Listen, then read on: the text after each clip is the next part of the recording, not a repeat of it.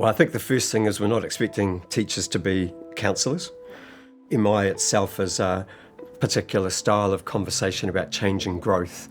And a definition I really like is helping other people talk themselves into change.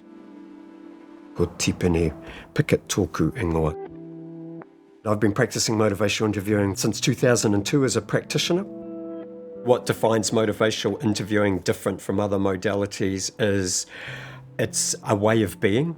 What are the values, what are the beliefs that we in our way of being need to embrace in order to have really effective conversations for change? If you're a teacher and you're listening to a student talk about change, there's particular language that they use that when reflected back can help students talk more about change.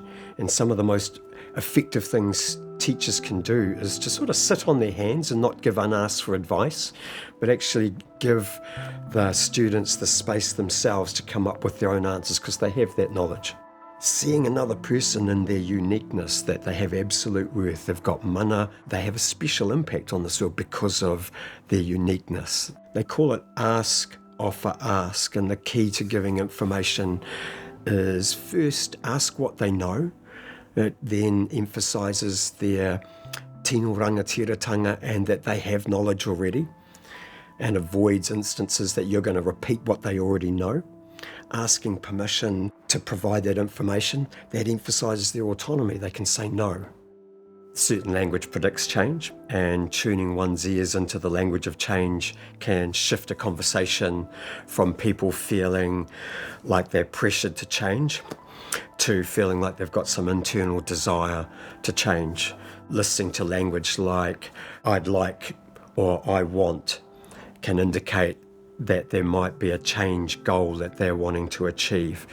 And then as they talk more about that, the language starts to shift.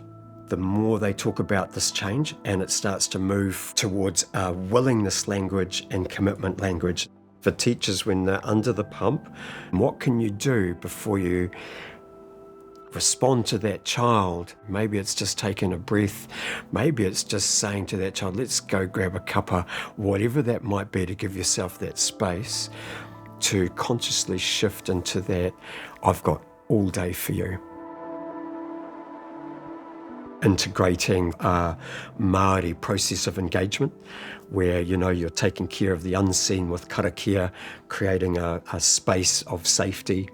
You're acknowledging through mihi their whakapapa, their uniqueness and the kaupapa, and then also sort of whanaungatanga where you share something of yourself so that they've got an idea of the container they're going to place that trust in. The $1 million question is, how do you get better at reflective listening? And there is only one way, and that is to practice and then have somebody evaluate your work. And then you're now listening to understand, not listening to solve. The only way to do that is to get feedback.